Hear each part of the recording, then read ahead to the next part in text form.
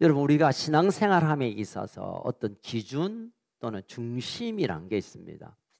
신앙생활의 중심.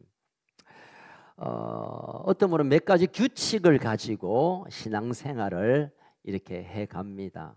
그래서 이건 이래야 되고 저건 저래야 되고 또 이건 이렇게 해야 되고 저건 저렇게 해야 되고 아주 구체적인 번호를 매기면서 규칙을 딱 정하고 그게 어긋나면 뭐가 문제가 되고 거기에서 어긋나면 아주 잘못을 지적하게 되고 뭐 그렇게 하는 그런 신앙생활을 자신과 또 교회를 바라볼 때 그렇게 생각할 수도 있습니다.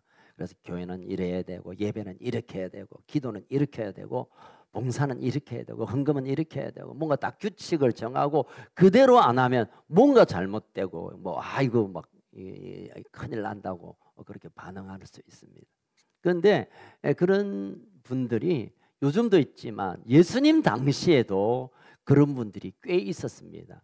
그분들의 이름이 바리새인이라고 합니다. 그분들은 나름대로의 성경을 나름대로 해석하면서 이건 이렇게 해야 되고 저건 저렇게 해야 되고 교회는 이렇게 해야 되고 신앙생활은 이렇게 해야 되고 기도는 이렇게 해야 되고 헌금은 이렇게 해야 되고 사람의 관계는 이렇게 해야 되고 그거 안 지키면 죄 짓는 거고 그거 안 지키면 벌 받아야 되고 그거 안 지키면 쫓아내고 이런 일들이 흐다했습니다. 이런 바리새인이 예수님을 좀 공경하고 어렵게 만들기 위하여 예수님에게 묻습니다. 예수, 당신의 규칙이 뭐야?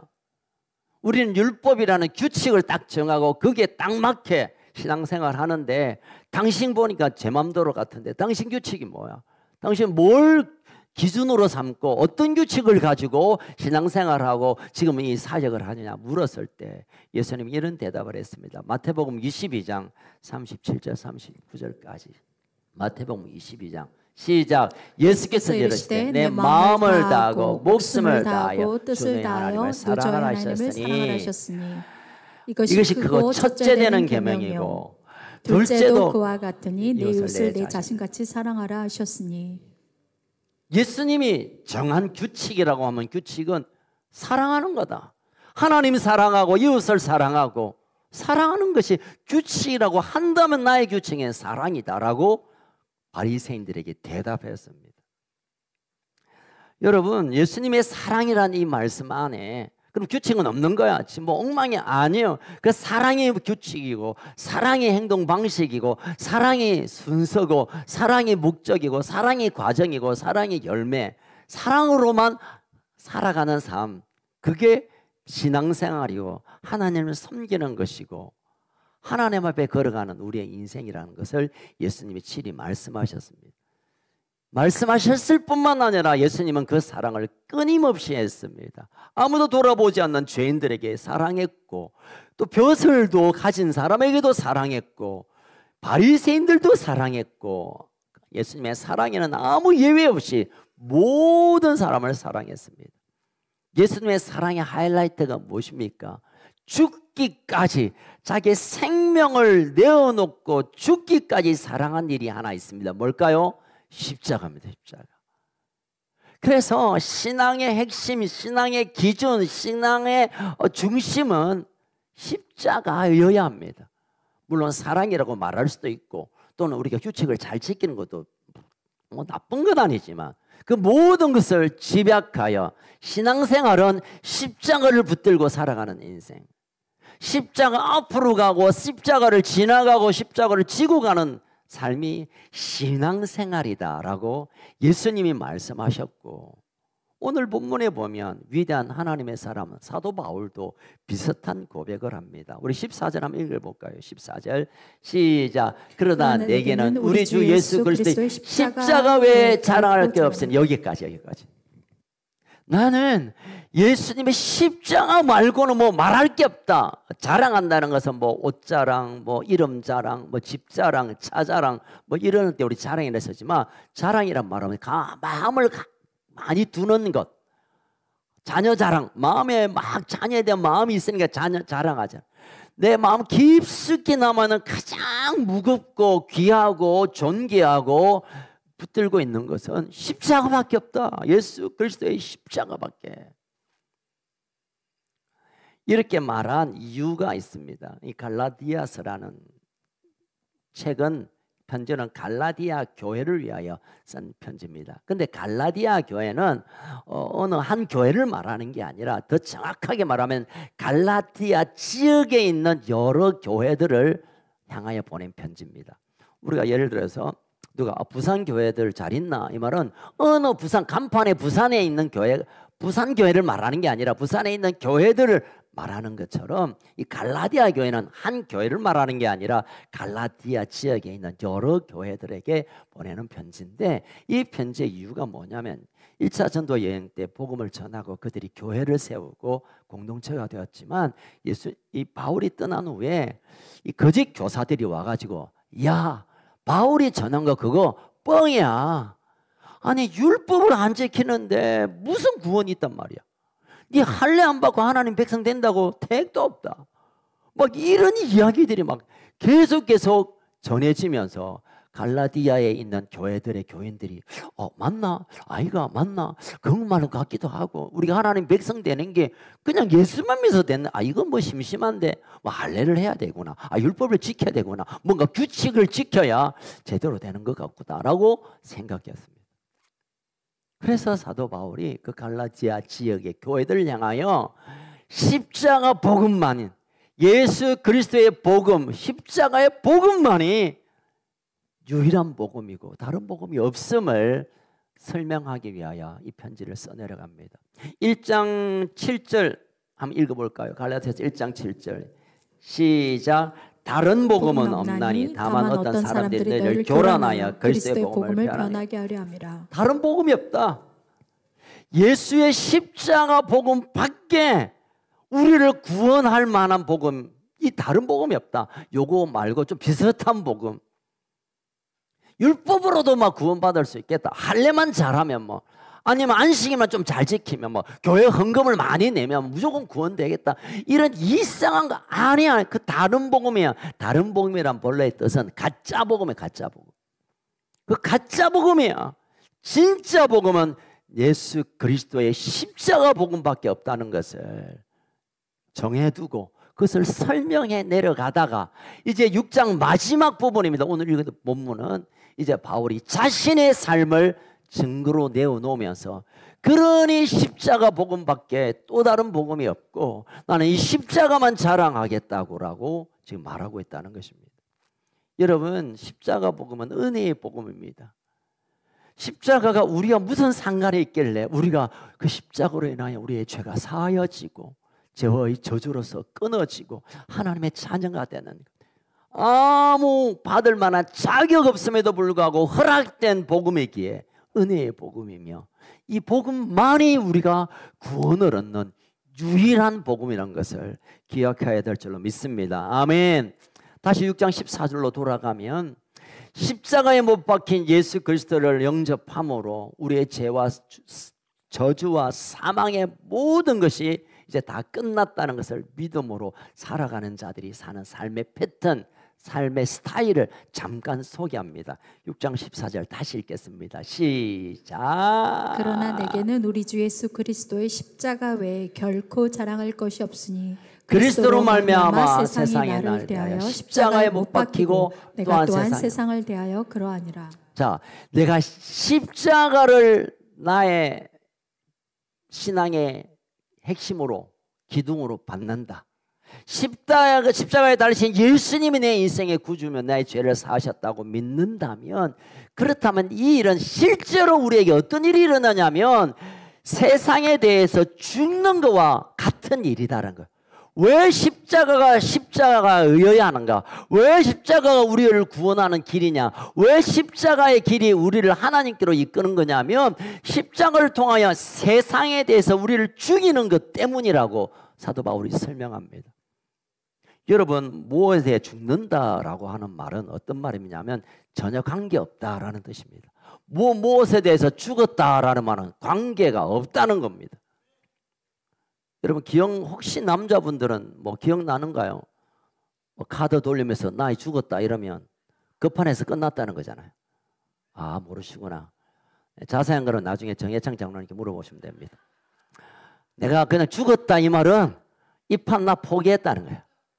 이 판하고는 난 관계없다는 거예요. 그 의미입니다. 그 의미. 여러분 공동묘지에 가면 무덤 있고 그 무덤 안에 뭐가 있을까요? 예, 시신이 있고 뭐 썩든지 말았든지 있겠죠. 그 사람들은 이때 아주 유명했던 사람들도 있을 거고 무명한 사람도 있을 거고 우리가 아는 사람도 있었겠지만 거기에 가면 세상에서 죽은 사람들만 있습니다.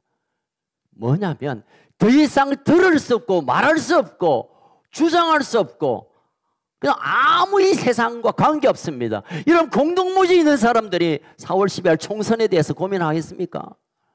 공동묘지에 있는 사람이 물가가 올라서 걱정하겠습니까? 공동묘지에 누워 계시는 분들이 내가 뭐 어떤 뭐 상처받고 뭐 없는 거 관계없는 거예요, 여러분. 사도 바울이 고백하고 있는 것은 십자가의 복음은 우리가 세상에 대해서 죽은 것인데 그것은 뭐냐면 우리가 예수 그리스도가 십자가에서 내 죄와 저주를 다 위하여 돌아가셨다는 것을 믿음으로 그 십자가를 지난 사람은 세상에 대해서 아무 관계없는 사람 존재가 되었다는 거예요. 세상이 뭐라 해도 세상은 그거고 나는 관계없다. 세상에 어떠한다 하더라도 나는 관계없는 존재. 세상이 죽겠다 해도 나는 관계없는 존재. 세상이 아무리 아름다워도 나는 관계없는 존재. 세상이 망한다 해도 나는 관계없는 존재. 세상에 대해서 죽은 자로 자식의 이 존재를 인식하게 되는 겁니다. 이게 십자가를 지나간 믿음의 사람들의 삶의 패턴입니다. 여러분 바울 여러분 한때 잘 나갔던 사람입니다. 잘 나갔던 사람. 뭐 당시 소수 0.1%에 들 만큼 로마의 시민권을 가졌어요. 당시에 가장 학문적 수준이 높은 가마리엘 문드의 후계자였어요. 바리새인들 중에 바리새인이었습니다. 뭐 사람들이 바울 지나 나 저 비서 그냥 밥만 따라가도 자녀를 보면 저 사람 좀 흉이나 아니 어떻게 뻔이나 좀 봐라. 온 동네 사람들이 온 도시의 사람들이 어쩌면 그 나라의 사람들이 바울이 지나가면 어째 저리 성공할 수 있나. 젊은 나이에 참 대단하다. 다 부러워하고 다 그렇게 했습니다. 제가 전에도 말씀드렸지만 이분의 공부 학문 수준이 지금으로 말하면 박사, PhD, 박사 4개를 가질 정도의 학문적인 지식을 가졌고 집안이나 권위나 위치가 그냥 상위 0.2% 안에 드는 출세 엘리트였습니다. 그런데 사도 바울이 그 인생의 엄청난 세상적인 자랑거리를 십자가를 지나가면서 이걸 뭘로 여겼다고요? 동으로 여겼습니다. 모르시구나. 세게 얘기하면 아침에 그러니까 분토라고 옛날 성경했는데 배설물로 여겼습니다. 아무것도 아니야. 박사가 그게 뭐니? 그게 뭔데? 로마의 시민권 그게 뭔데? 사람들이 박수 받고 존경받고 나도 저런 사람처럼 그런 거 그게 뭐야? 그냥 배설물이야, 배설물. 그게 그렇게 중요하지 않았습니다. 사도 바울에게 있어서 십자가를 앞에 자기가 섰을 때 그게 아무런 자기에게 관계가 없었습니다. 세상에 대해서 죽어버렸습니다. 그러면 사도 바울이 중요하게 여긴 게 뭘까요? 학벌, 돈, 또 세상적인 명예 이런 걸 다 그냥 분뇨처럼 여겼다고 한다면 뭘 중요하게 여겼을까요? 오늘 본문을 좀 계속 이어갑시다. 자, 몇 절? 15절 시작. 할례나 무할례가 아무것도 아니로되 오직 새로 지으심 받는 것만이 중요하니라. 이걸 지켜야 된다, 이걸 해야 된다, 이걸 하지 말아야 된다, 이건 어디까지 해야 된다, 또는 자기의 세상적인 어떤 명예 가진 것 이거 별거 아니야. 가장 중요한 것 하나 있다고 하면 내가 새로 지음 받은 것 이게 가장 중요한 거야. 내가 돈이 얼마 있고 뭘 이루었고 학위가 있고 남들의 보기에 부러울 만한 그 위치가 내 인생에 중요한 게 아니라 내가 새로 지음 받은 이것만이 중요한 거예요. 새로 지원받았다. 새로운 피조물이 되었다. 내가 하나님의 생명이 나에게 와 내가 또 다른 하늘의 삶을 살게 되는 이게 중요할 뿐이다 라고 고백하고 있습니다. 여러분, 사도 바울이어서 그렇지 뭐 아니에요. 여러분. 십자가로 걸어가는 저와 여러분들이 모두들이 함께 이 고백을, 함께 이 기준을 가져야 될 줄로 믿습니다. 제가 때때로 예전에는요, 목사님들끼리 이렇게 모이면, 참 목사님 얘기해서 죄송합니다만, 우리 교회는 말이야, 부목사님들이 말이야, 너무 많아서 골치야. 부목사님들 한 30명 되는데 말을 안 들어. 이런 얘기하면 저 깃방망이를 한 때려볼까. 이번엔 재정이 좀 힘들어서 결산을 하니까 한 7억밖에 남지 않았어. 우리 아들 공부를 못 해가지고 뭐 미국에서 PhD 박사학위를 한 학기 더 해야 된대.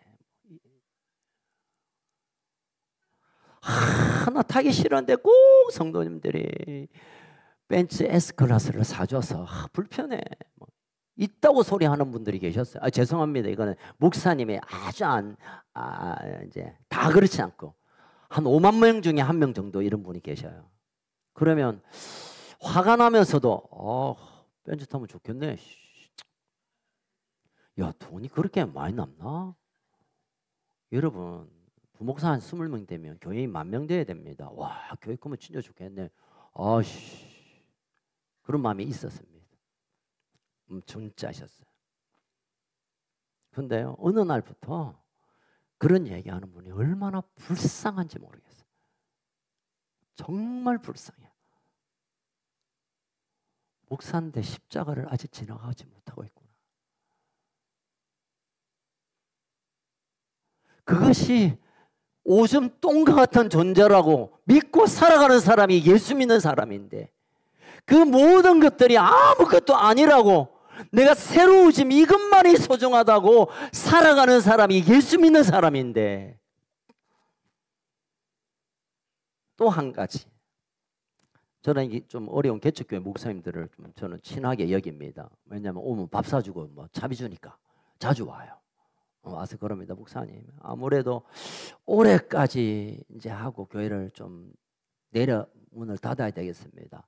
이제 월세도 떨어졌고 뭐 전세값이 월세로 바뀌어가 이제 없고 뭐 사례도 없고 이래서 뭐 끝나야 되겠습니다.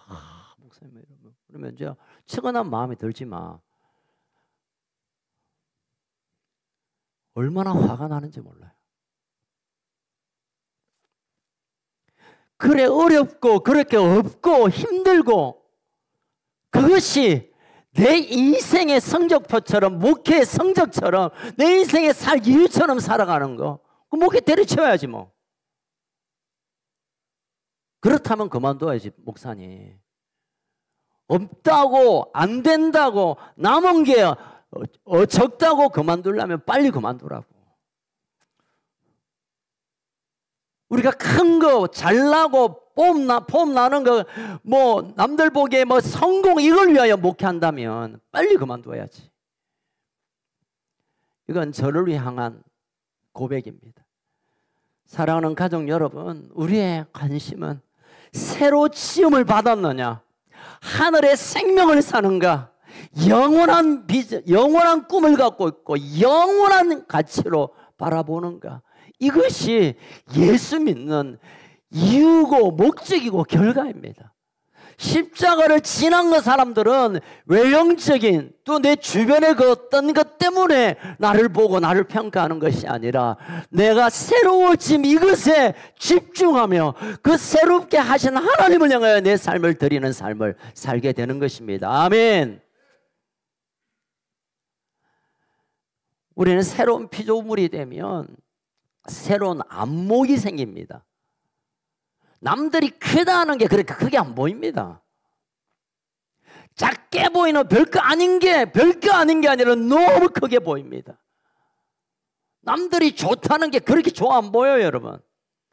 남들이 버리는 게 훨씬 가치 있고 더 존귀한 게 많이 보입니다. 하나님의 눈이 장착되면서 이제는 우리가 세상을 보는 관심, 가치관과 세계관과 가정관과 결혼관과 교회관과 내 인생관이 하나님의 시선으로 보아집니다. 없어도 없는 게 아니라 새로움으로 지음받은 창조가 내한테 있다면 하나님을 내가 가진 것이고, 그러면 세상을 가진 것보다 크게 우리가 가진 겁니다.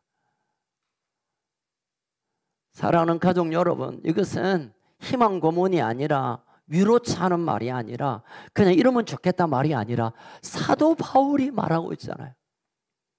내게 중요한 것은 학위를 하나 더 갖고 돈 좀 더 가지고 남들에게 인정받고 존경받고 박수 받는 거 이거 아니야. 나는 하나님 앞에 새로움을, 오늘 하루 새로움으로 살아서 그 새로운 하나님의 시선을 바라보고 사는 것, 이게 내 인생에 가장 중요한 거라고 우리를 향해 고백합니다.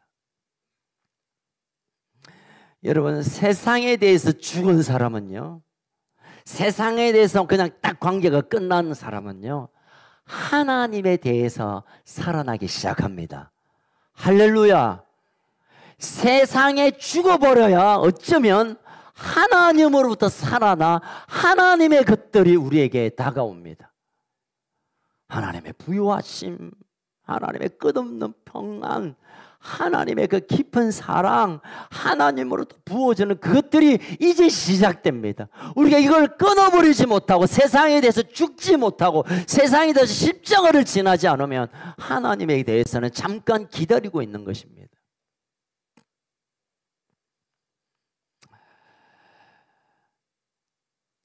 예수님께서는 저와 여러분의 죄를 위하여, 저주를 위하여 십자가에 다 물과 피를 쏟으시며 우리를 구원하셨습니다.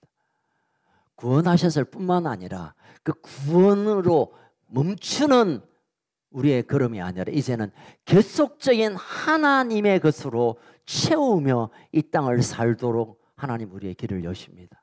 많은 분들은 나 예수 믿었어, 그러면 천국 가겠지, 끝. 아니요, 이제 시작인데, 이제 시작인데. 예수가 내 인생의 구주 되심을 믿으면 이제부터 이제 시작인데 거기서 멈추어 있는 답답한 분들이 있습니다. 십자가를 지나 하나님의 영광이 지금 눈에 보이는 거기로 가야 될 텐데 십자가 앞에서 머뭇거리고 있지는 않는지. No cross, no crown. 십자가 없이는 영광이 없다는 말은 영광을 위하여 십자가를 지나가야 된다는 말도 있지만, 십자가를 경험했으면, 십자가의 사건에 우리가 들어갔으면 이제 영광에까지 나아가는 이 시간이 우리에게 남아 있습니다. 끝은 신자라고 하지만 우리의 내면에 변화가 없고 예수 믿기 전과 똑같은 모습이 있다면, 새로운 피조물, 새로운 존재가 안 되어 있다면 여러분 예수 믿은 것 아니에요. 죄송하지만 수십 년을 교회 들락날락 해도 내 내면에, 내 삶의 패턴이, 내 삶의 가치가, 내 삶의 내 사고체계가 새로운 것들로, 하늘의 것들로 장착되고 그것이 채워지지 않고 여전히 예수 믿기 전과 같은 생각, 예수 믿기 전과 같은 성질, 예수 믿기 같은 목적으로 산다면 예수 믿은 게 아니라니까요. 죄송하지만 그분들은 예수를 믿으셔야 돼요. 아이고, 오랫동안 그렇게 살다 보니까 잘 안 됩니다. 그건 우리의 핑계입니다. 그래서 하나님이 새로운 피조물, 새롭게 하나님이 만드시는, 점점 낫게 해줄게 이 말이 아니라 새롭게 빚어서 새롭게 만드시는, 창조하시는 일을 십자가를 지난 우리에게 하나님이 하신다고 약속합니다. 자, 그러면 십자가를 지나 새로운 피조물로 살아가는 인생들에게 나타나는, 아니 그 증거가 되는 게 하나 있습니다. 뭘까요? 6장 17절 읽겠습니다. 6장 17절 시작. 이후로는 누구든지 나를 괴롭게 하지 말라. 내가 내 몸에 예수의 흔적을 지니고 있노라. 예수의 흔적. 흔적이란 말은 마크, 뭐 실, 또 배지란 뜻도 있지만 헬라 원어적으로 말하면 이해를 좀 하셔야 될 것 같습니다. 옛날에 노예 제도가 있었습니다. 노예 제도에 노예는 뭐 사람같이 생겼지만 인권이라든가 뭐 자유를 허락하지 않는 거죠. 그래서 그렇지만 또 사람이니까 너무 힘들고 너무 고되고 막 너무 고통하면 이 노예들이 도망을 갈 때가 있어요. 그러면 주인이 가서 잡아와서 죽이도 되지만 이거 재산이니까 죽일 수 없어서 그 다음에 하는 일이 이제 불에 인두를 꾹 돌게 달겠다가 등판에 꾹 찍습니다. 자신의 주인의 이름을 김원철 해서 그냥 찢어 놓습니다. 그러면 얘가 어딜 가도 도망간다 하더라도 잡히면 이거 김원철 꺼내 하고 데리고 올 수밖에 없어요. 그때 지지는 이 낙인, 여러분 추노 기억나십니까? 낙인, 쌍놈, 노예, 낙인, 이게 스티그마라는 말인데 이게 바로 오늘 말하는 흔적입니다. 바울은 그렇게 말하면 나는 예수의 흔적이 내게 있다. 다시 말하면 난 예수의 노예다. 예수의 종이다. 이게 내 인생의 가장 높은 가치와 가장 영광스러운 것이다라고 갈라디아 교회를 향하여 또 우리를 향하여 말합니다. 여러분, 이 낙인이 찍히면 노예가 낙인이 찍히는 순간에 그 사람의 인권, 뭐 자율권, 심지어는 쉬하고 싶어도 가도 못해요. 모든 권한이 주인에게, 전권이 주인에게 가 있습니다. 사도 바울이 지금 좀 과격하게 말합니다. 나는, 너희는 몰라도 나는 예수의 노예, 이게 내 인생의 가장 위대한 가치다라고 말합니다. 다시 말하면 사도 바울은 그가 알고 있는 지식, 그가 알고 있는 경험, 그가 알 수 있는 능력이 아니라 주인이 오라면 가고, 주인이 주면 먹고, 주인이 일 시키면 내가 혹시 쓰러져도 일하고, 주인이 잘하면 일하다가도 자고, 주인이 시키는 대로 하는 삶이 바로 예수의 흔적, 예수의 낙인이 찍힌 나의 삶이다. 나의 삶뿐만 아니라 너희들이 그런 삶을 사는 것이 예수 믿는 자의 삶이다. 더 이상 나의 주장, 나의 판단, 나의 계획, 나의 어떤 생각이 다 무시돼 버리고 주인인 그 낙인의 이름인 예수의 주인이 시키는 대로, 주인이 원하는 대로, 주인이 생각한 대로 움직이는 것, 그게 예수의 흔적을 가진 나고, 너희들도 그렇게 살 때 이 험악한 세상, 이 악한 세상, 여러분 지금 때보다 이 초대교회 갈라다 시대에 얼마나 많은 핍박이 있었습니까? 그 어려움들을 이겨낼 수 있는 길이 예수의 낙인을 찍고 예수의 흔적으로 살아가는 삶이다라고 제안하고 있는 것입니다. 때때로 우리 청년 중에 한 친구가 오래전에 그렇게 물어요. 목사님, 술 먹어도 됩니까? 그러더라고요. 왜? 술 취하지 마라 했지. 술 알딸딸하기 전까지 먹으면 안 됩니까? 목사님, 담배는 성경에 없잖아요. 뭐 알아서 먹으면 되는 거예요. 제가 어떻게 설명할게요. 야, 술은 뭐 적당히 그냥 반주 정도로 끝내고, 너의 폐를 위해서 세 개 피 정도까지 뭐 제안 이렇게 얘기하려고 했는데, 제가 그때 이 말씀을 묵상하는 가운데 제게 다가오니, 야, 그게 무슨 질문이고 이 멍청아. 자기도 끊고 싶어서 잘 안 끊어져서 그렇게 얘기를 한 거야. 네가 이제 네 기분대로, 네 감정대로, 네 습관대로, 네 마음대로 사는 인생 아니잖아. 우리가 예수의 것으로 찍혀 있으면 그분으로 그 사랑 안에 그 예수님의 나를 향한 그 마음, 예수님의 그 몸을 찢겨가며 나를 구하신 그 사랑, 거기에 감복하고 그 사랑에 감동한다면 이거 먹고 마시고 해야 되고 안 해야 되고, 이게 무슨 질문이냐, 이게 무슨 질문이냐. 여러분 우리 인생에 질문이 있습니다. 뭐 건강 문제도 있고 뭐 사업의 문제도 있고 자녀 문제도 고민이 있습니다만 여러분 그 고민 하십시오. 그러나 우리의 진짜 고민은 어떻게 하면 하나님의 그 사랑을 내 안에 더 채울까? 어떻게 하면 내 주인 되신 예수님의 뜻을 내가 선명하게 좀 들어볼까? 지금도 우리에게 다가오시는 그 예수님의 사랑하는 눈빛을 내가 한 자락이라도 더 봐야 될 텐데 우리를 향해 달려오시는 예수님의 그 처절한 마음을 내가 어떻게 하면 끌어안을 수 있을까? 더 어떻게 사랑을 좀 맛볼까?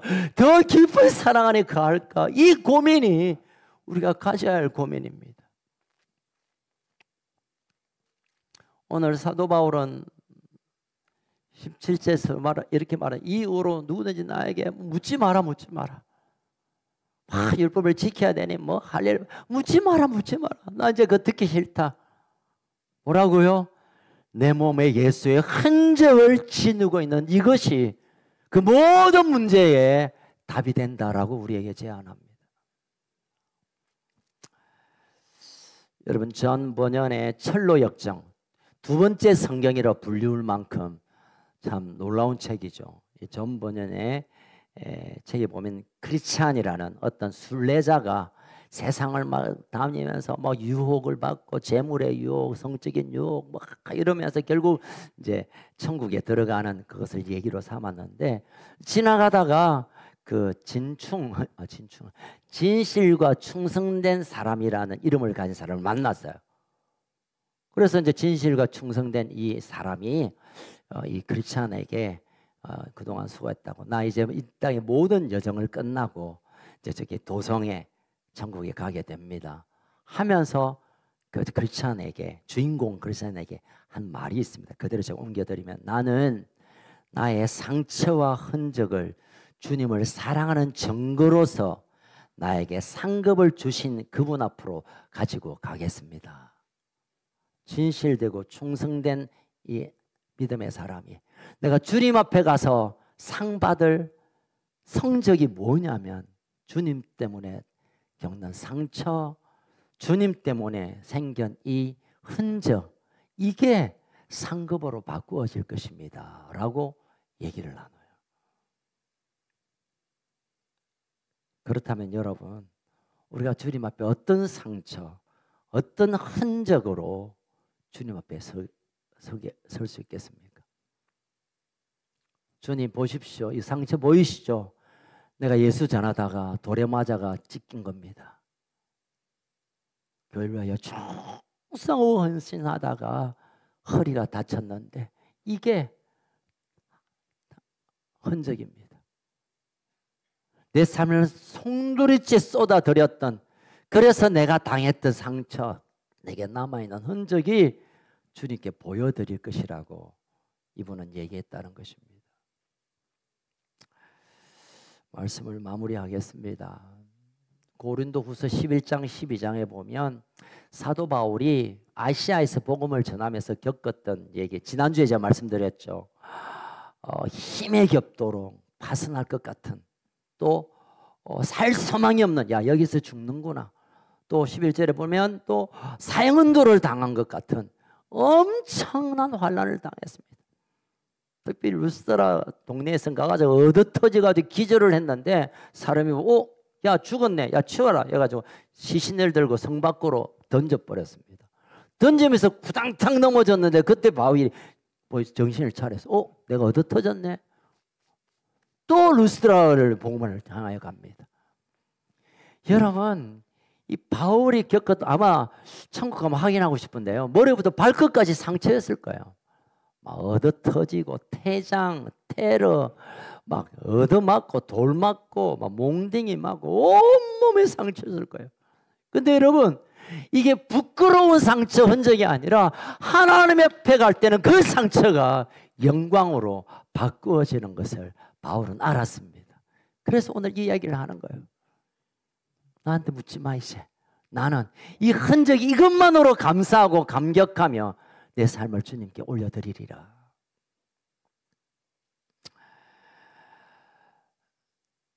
옛날 공산주의자들이 6.25가 이제 막 터질 때 이 동네 저 동네에 가서 사람들 잡아다가 인민재판 하잖아요. 반동분자 뭐 이렇게 나는. 그래서 대개 반동분자들은 손이 야들야들한 사람, 일 안 하는 사람, 손이 거친 사람, 노동자들, 이 사람들은 우리 편이고 손에 막 펜이나 들고 다니는 인간들은 다 죽여야 된다. 그래서 한 마을에 사람들을 다 모아놓고 이제 식별 작업을 합니다. 한 사람씩 한 사람씩 나오는데 그 동네 목사님이 이제 불려 나갑니다. 목사님은 사실은 이제 그 농촌교회를 뭐 짓기 위하여 성전 건축을 위하여 몇 년 동안 직접 흙으로 막 벽을 쌓고 이러면서 손이 다 부러뜨졌습니다. 그래서 딱 불러 동무 나오시오. 친한 동무도 아닌데 나왔습니다. 당신 뭐 하는 사람이야? 그러니까 나는 목사 일을 했어. 그러니까는 이 인민군 나으리가 목수는 왜 여기 왔어? 나가. 당신은 나 자유야. 나가시오. 목사 일을 했다고 했는데 이 인민군 사람들이 목수 일을 했. 왜냐하면 손을 잡아봤기 때문에. 이 실화에 나오는 얘기입니다. 여러분, 우리가 하나님의 교회를 위하여 손이 터지도록 일해야 합니다. 세상에서 그것이 통하는데 하나님 앞에서는 더 분명하게 증거될 것입니다. 저는 이 본문을 준비하면서 내가 참 옛날 선조처럼 믿음의 사도들처럼 뭐 예수님의 제자들은 다 순교했잖아요. 그런 삶은 내가 살지 못하지만 그래도 나에게 무슨 흔적이 있을까? 막 뭘 생각해 봤습니다. 제 눈 밑에 상처가 하나 있고 배도 한 3번 쬐고 뭐 막 보면서 예수를 위한 흔적이 내게 별로 없더라고요. 물론 요거도 먹고 막 열받고 뭐 내가 잘못해서 생긴 상처와 예수 복음 때문에 하나님 나라 때문에 십자가를 붙들기 때문에 당하는 그런 흔적이 제게 별로 없는 것 같아요. 이제 좀 만들려고요. 어디 가서 머리를 박든지 뭐. 사랑하는 가족 여러분, 우리의 상처, 우리의 흔적이 이 땅에서는 좀 추해 보이고 이 땅에서는 좀 멍청해 보이고 야, 이 어려운 세상에 무슨 교회를 왜 그렇게 애를 쓰냐? 니 뭐 하는 일도 바쁜데 뭐 복음 전한다고 그 추운데 밖에서 그러고 떠노? 다들 편안하게 예수 믿는데 니 유별세례 그렇게 한다 라는 그런 평가가 있다 하더라도 우리의 마음을 쏟고 우리의 몸을 들여 헌신하며 흔적을 가진다면 우리 그것이 십자가를 지나는 영광을 우리가 경험하게 될 것이고 하늘의 상급을 받게 되는 일이 일어나게 될 줄 믿습니다. 이제 주님 부활하실 때 우리에게 보여주신 것입니다. 여러분, 가장 상처 많고 가장 흔적이 많은 분이 예수님 아닙니까? 머리에 가시관, 온 등과 온몸에 채찍질, 뭐 찢기고 온 몸이 멍 터져. 그런데도요, 창에 찔려 손에 못 자고 발에 못 자고. 근데 저는 유심히 봤거든요. 예수님이 부활하면 그 모든 게 깨끗하게 없어지고 그냥 천사보다 하얗게 그렇게 부활해서 성천할 줄 알았는데 예수님이 도마에게 보여주시잖아요. 흔적을 보여주시잖아요. 그 수치스러운 사형 집행당할 때의 고통의 그 흔적을 보여주시잖아요. 내가 너희들 위해 이런 아픔과 이런 고통과 이런 시간을 지냈고 이것이 너희를 살리는 하나님의 약속의 성취였다. 우리 위해 엄청난 흔적을 남기신 예수님에게 우리가 보여드려야 할 흔적이 무엇입니까? 저는 이 3월 한 달 동안 십자가를 계속 좀 묵상하면서 또 3월 마지막 주일이 주간이 고난 주간이고 마지막 주일이 부활절이어서 이 3월 한 달 만이라도 우리가 십자가를 가까이 한 걸음에도 더 가까이 가서 우리가 온전히 새로움으로 경험을 하고 그리고 예수님 때문에 복음 때문에 주의 교회를 위하여 헌신하면서 생긴 이 상처와 흔적이 너에게 영광으로 남는 그래서 하나님 앞에 그 영화롭게 세움받는 우리 온 가족 되기를 주의 이름으로 축원합니다. 살아계신 하나님 아버지 감사합니다. 우리가 이 땅에 살면서 예수를 믿게 하는 복을 받았지만 예수를 믿는 능력, 권세, 예수를 통하여 우리의 삶이 새롭게 되어지는 일에 관해 우리가 멈추어 있었다는 것을 생각합니다. 사도 바울은 세상적으로 다 성공했지만 그것을 배설물로 여기며 십자가만 자랑하겠다고 고백했고, 내게 가장 중요한 것은 내가 새로움으로 내 삶을 바꾸어내는 것이 이전 삶과 전혀 다른 새로운 피조물로 살아가는 것이 가장 중요한 인생이라고 말하면서 예수 때문에, 복음 전하는 것 때문에, 주를 섬기는 것 때문에 당하는 이 상처와 이 흔적을 귀히 여기며 살아가고 있다고 고백하고 있습니다. 주님, 우리가 예수님을 믿지만, 하나님이 우리의 아버지 되심도 믿지만, 우리가 왜 능력 있게, 왜 새로워지지 않고, 왜 우리의 걸음이 멈칫멈칫거리는지 사도 바울이 오늘 우리에게 분명히 말씀해 주고 계십니다. 주님, 이제 우리가 십자가로 한 걸음 한 걸음 더 가까이 가길 원합니다.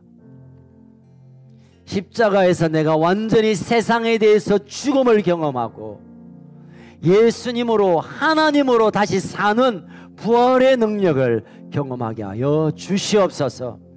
그것이 힘이 되어서 이 땅의 삶을 넉넉하게, 당당히, 충분히 승리하는 우리의 삶이 되게 하여 주옵소서. 주님, 십자가를 향하여 우리가 오늘 한 걸음 다가갑니다. 십자가로 우리가 한 걸음 한 걸음 나아갑니다. 십자가의 그 능력, 십자가의 그 권세, 십자가의 그 창조의 놀라운 일을 우리 가운데 행하여 주시옵소서. 지금 우리의 삶의 문제는 무엇이 부족해서, 무엇이 잘 안 되어서, 무엇이 깨어져서, 무엇이 방해해서, 무엇이 불편해서가 아니라 십자가 속에 쏟아주신 하나님의 사랑이 더 충분하게 채워지지 않고, 십자가를 통하여 보여주신 하나님의 그 놀라운 사랑을 우리가 더 채울 수 없기에, 십자가를 통하여 성령께서 우리를 감화 감동하는 일을 우리가 외면하고 있기에, 십자가 속에 있는 나의 철저한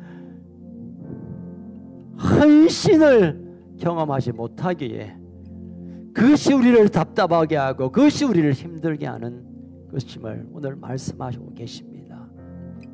주님, 이제 우리가 십자가로 한 걸음씩 나아가겠습니다. 주님이 지셨던 그 십자가, 주님 말씀하셨죠. 나의 제자들은 십자가를 지고 나를 따르라고 했습니다. 이제 십자가로 나아갑니다. 주님,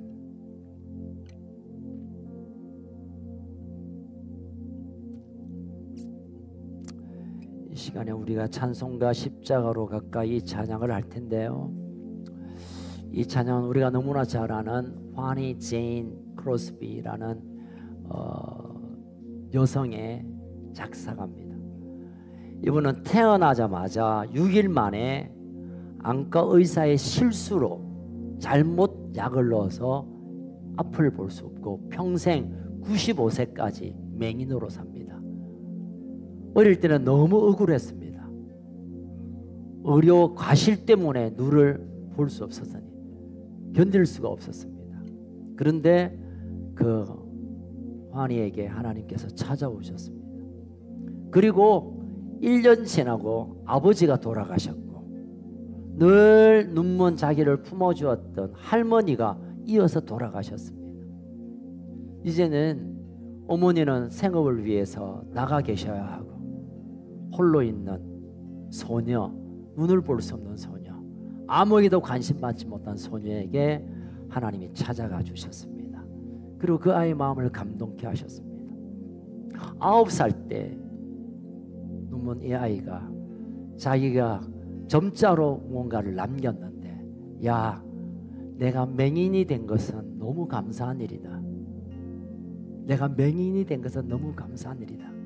천국에 가면 내 더럽지 않는 내 깨끗한 눈으로 주님을 볼 수 있을 텐데, 내가 처음 보는 한 분이 예수님이라면 이 땅에서 맹인되는 것이 나는 결코 원망스럽지 않다. 그리고 그는 30살 때 한 교회에서 예배 드리는 가운데 한 찬양이 그의 마음을 감동케 했습니다. 그리고 그녀가 찬양시를 썼습니다. 찬양시를 9,000 작품, 9,000개의 찬송시를 썼습니다. 우리 찬송가에는 그의 찬송시 중에 21개가 수록되어 있습니다. 그것 중에 제 마음을 감동케 하는 한 찬양이 439장 십자가로 가까이입니다. 이 소녀가 이 작시를 시를 쓰면서, 하나님, 나는 앞은 볼 수 없지만 하나님이 나를 십자가로 이끌어 주십시오. 나를 십자가로 이끌어 주셔서 그 십자가에 있는 무한 영광을 내가 경험하고 싶습니다. 이 화니 제인 크로스비는 평생 십자가로 가까이 하는 인생을 사셨고, 그리고 95세까지 하나님께 아름다우게 쓰임받았다 천국 갔습니다.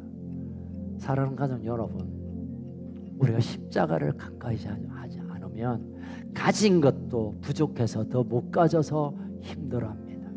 십자가를 가까이 하지 않으면 없는 것 때문에 더 괴로움에 우리는 어찌할 수 없을 것입니다.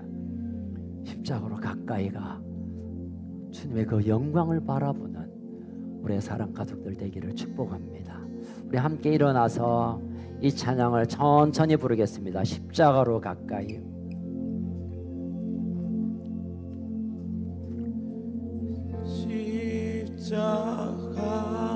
십자가로 가까이 나를 이끄시고 거기 흘린 보혈로 좋게 하옵소.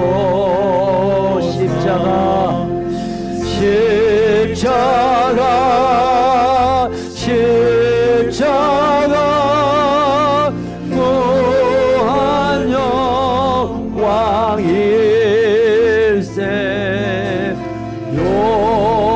요단강을 건넌 후 영원한 십자가로 가까이. 십자가에 가 내가 들고 섰네. 내가 들고 섰네. 거기서 넌 새벽별 내게 주소. 십자가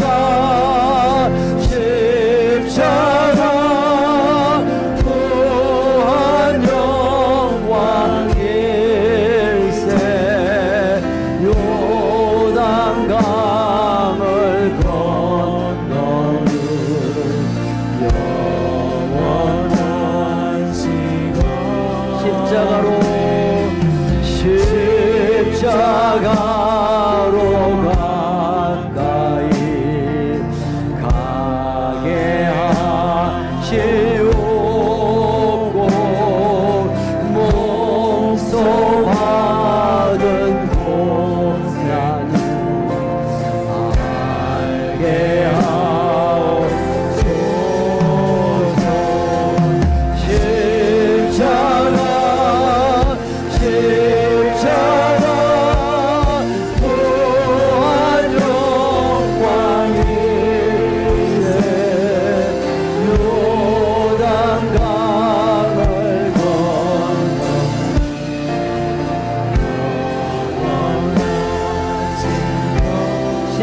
십자가에 가까이 십자가에 가까이 의지하고 서서 천국 올라갈까지 항상 아멘 아멘 아멘.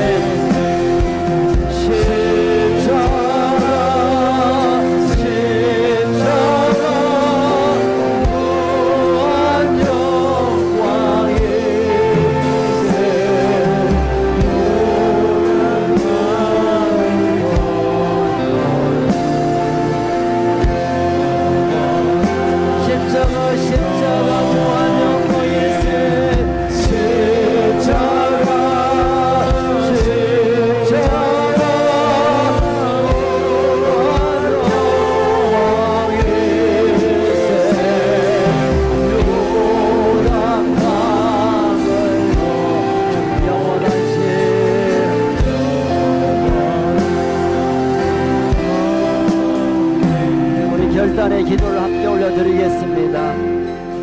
예, 주님, 이제 나의 자랑은 십자가입니다. 나의 자랑은 십자가입니다. 남들에 비해서 뭐 나아지고 좋아지고 큰 게 아니라 내 평생의 자랑은 십자가입니다. 주님, 이제 십자가 앞에서 이 세상에 대해 죽어버리고 하나님에게 다시 살아나는 새로운 피조물로 나를 불러주시옵소서. 내가 평생 주님 앞에 설 때까지 내 몸에 흔적을 남기는 삶을 살게 하여 주옵소서.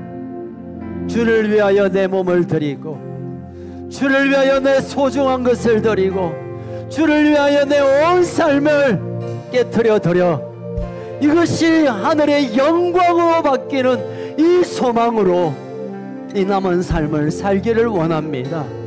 성령님, 우리 가운데 십자가의 그 깊은 은혜를 기억나게 하시고 십자가로 나를 세워 주시옵소서. 우리 주여 부르짖고 한번 결단하며 기도합시다. 주여,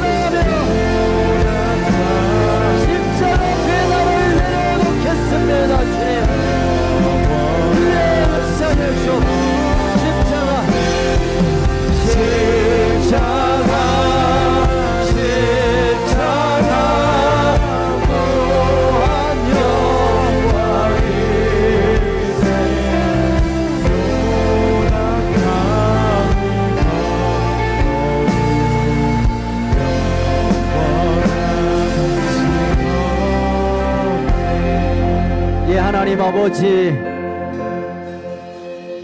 우리를 하나님의 자녀로 삼으시고 우리의 죄와 허물을 사하시기 위하여 예수님을 이 땅에 보내셔서 십자가를 지심으로 더 이상 우리에게 아픔과 징계와 저주가 떠나가고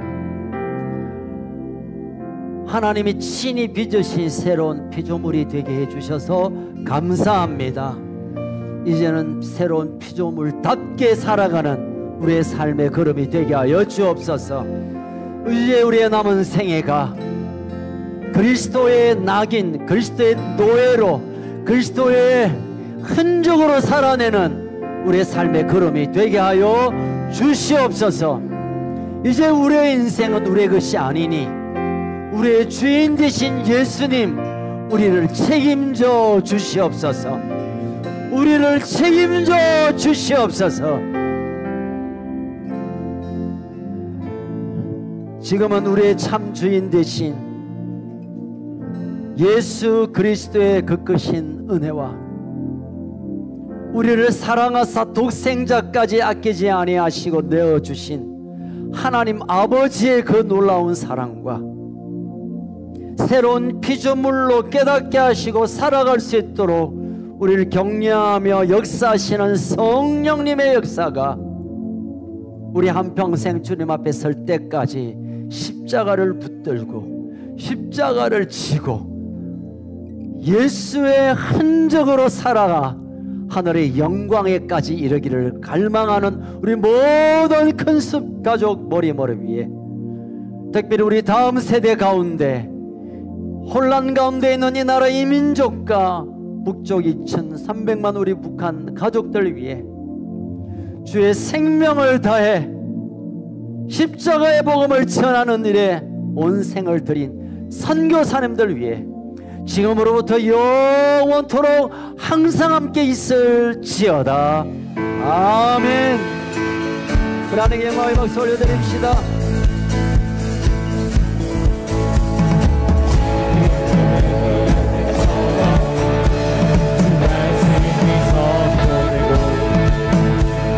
주의 전도생의 때와 같이 언약이 성취되어 전쟁과 기근과 핍박 환난 날이 다가와도 우리는 언약의 외치는 소리 주의